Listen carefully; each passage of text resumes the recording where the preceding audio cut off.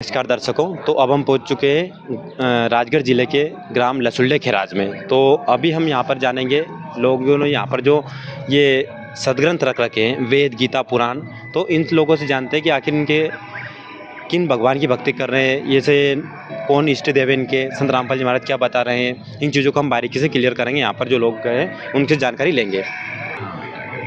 तो दर्शकों हम पहुंच चुके हैं यहाँ पर इनकी प्रदर्शनी पर। तो यहाँ पर एक सर खड़े हुए हैं, इनसे हम जानकारी लेते हैं कि नमस्कार सर। नमस्कार सर साहिब सर। सर अभी हम यहाँ पर जानकारी हमें सुनने में आया है कि यहाँ पर संत रामपाल जी महाराज जैसे सभी के इष्ट देव अलग अलग होते हैं, तो संत रामपाल जी महाराज तो किसी और को इष्ट देव बता रहे हैं। वही हम सुनते हैं एक श्री रामचंद्र जी हुए, श्री कृष्ण जी भगवान हुए, हनुमान जी हुए, कोई माता देवी दुर्गा जी हुई, लेकिन ये तो किसी जो कोई नए कबीर जी तो अभी 600 साल पहले आए हुए कबीर दास जी, तो उनको ये इष्ट देव मान रहे हैं, ये कैसे संभव है सर? जी सर, प्रमाण आप दिखाइए। जी सर, ये जो प्रमाण है संत रामपाल जी महाराज जो प्रमाण सहित जो बताते हैं कि कबीर इज गॉड, कबीर ही पूर्ण परमात्मा है, वही सारी सृष्टि के रचनाहार है। हमारे वेदों में, गीता में, इसका अनेक पुराणों में भी जिक्र है, अनेक संतों की वाणियों में भी कबीर इज गॉड का है। आपके कहने का मतलब है कि इन शास्त्रों में जिन्होंने आपने नाम लिया, तो सर जैसे आपने बताया, हम ये चीज़ कैसे माने कि कभी कबीर ही भगवान है और कबीर जी आपके इष्ट देव है, तो उनका कहाँ प्रमाण है, क्या चीज़ें हैं? भाई ये हमारे पास ये वेद रखे हैं, इस वेदों में बिल्कुल परमात्मा का प्रमाण है वेदों में। ये देखो अभी ये बता रहे हैं कि ये प्रमाण सहित बताएंगे कि कबीर जी को प्रमाणित करें वेदों से, जो हमने आज तक कभी सुना नहीं देखा नहीं, लेकिन ये प्रमाण खोलकर दिखा रहे हैं अपन लोग। तो आप देखे बने रहिए हमारे साथ लगे था। ये गुरुदेव संत रामपाल जी महाराज जी ने बताया, ये यजुर्वेद है, भाषाभाष है, ये महर्षि दयानंद सरस्वती द्वारा अनुवादित है। और ये कहाँ से प्रकाशित हुए, ये देखिए, ये प्रकाशन है आर्य समाज, ये S52 524 ए स्कूल ब्लॉक शकरपुर दिल्ली से प्रकाशित है ये। जी जी सर बिल्कुल। और इसमें हम अध्याय 5 यजुर्वेद के अध्याय 5 देखेंगे। और ये मंत्र 32 है, ये यहाँ स्पष्ट लिखा हुआ है उर्वशी कबीर अंगारी बम्बारी। ये इसमें स्पष्ट जिक्र है कि वो परमात्मा कबीर जी है, ये इसमें इसका अर्थ सहित भी लिखा हुआ है। जी जी। और भी अनेक जगह इसमें यजुर्वेद में प्रमाण है, जैसे ये यहाँ पर भी है कि वो परमात्मा कबीर देव है, सबका पाप नाशक करने वाला है परमात्मा कबीर जी है, ये स्पष्ट लिखा हुआ है।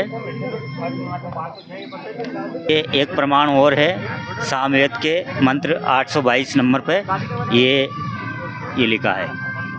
मनीषी भी पौते पूर्वे कबीर निर्भियत परिकोशाम असिद्धयत त्रितस्य नाम जन्मन मधु शरण निद्रश्य वायु सखाय वर्धयन।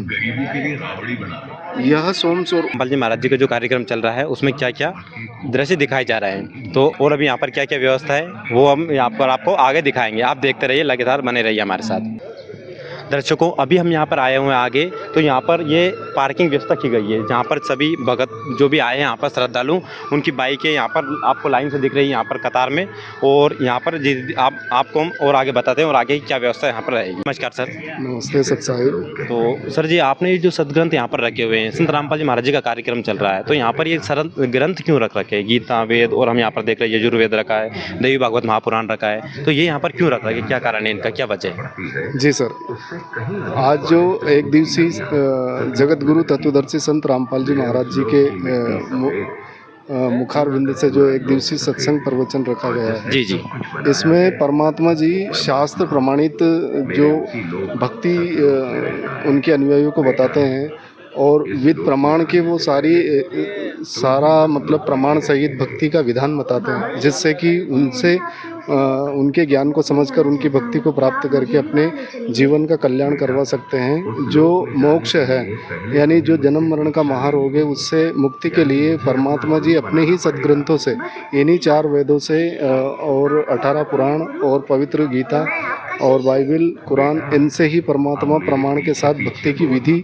बताते हैं, जिससे कि जो जीव का है वो आत्म कल्याण हो सकता है। तत्वदर्शी संत रामपाल जी महाराज जो ज्ञान बताते हैं तत्व ज्ञान मतलब ज्ञान का एक क्रम है जो गरुड़ पुराण के 16वें अध्याय में बताया है कि बेटा जो क्रम से यानी जो आध्यात्मिक ज्ञान है ये क्रम से चलता है ना। जैसे विज्ञान क्रम से चलता है उसी प्रकार से भक्ति की विधि क्रम से होती है। जैसे जो नरदेही गुरुजी बताते हैं उनके सत्संग में कि नरदेही एक नारायण देही है, गुरुजी की एक वाणी भी है। जी जी।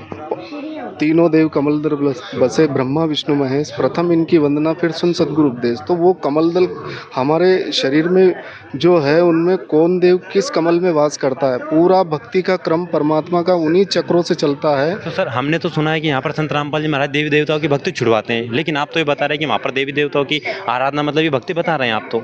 ये संसार में यही तो है, मतलब सच्चाई अभी तक लोगों तक पहुँच नहीं पाई है क्योंकि लोगों ने केवल मतलब हुआबाई जो ज्ञान अभी तक सुन रखा था या फिर झूठी अफवाहों के माध्यम से परमात्मा जी संत रामपाल जी महाराज को मतलब अभी तक समझ नहीं पाए। संत रामपाल जी महाराज यही तो कहते हैं कि मेरा जो सत्संग है ना, मेरा जो सत्संग जो मैं देता हूँ ये कोई ऐसा नहीं है छुपन छुपाई का खेल नहीं है। ये सीधा मतलब जो पब्लिक स्टेशन है ना, जो चैनल बने हुए हैं मतलब जैसे साधना टीवी है, श्रद्धा टीवी है और अन्य प्रकार के 14 जो संत रामपाल जी महाराज हिंदू विरोधी हैं, कोई बताते हैं वो धर्म परिवर्तन करवा रहे हैं, कोई बताते हैं कि वो ईसाई बना रहा है, कोई क्या करवा रहा है, ऐसा क्या बोलते हैं लोग? नहीं, परमात्मा जी ये भी आपने गलत सुन रखा है या फिर समाज में ये संत रामपाल जी महाराज पहले तो आप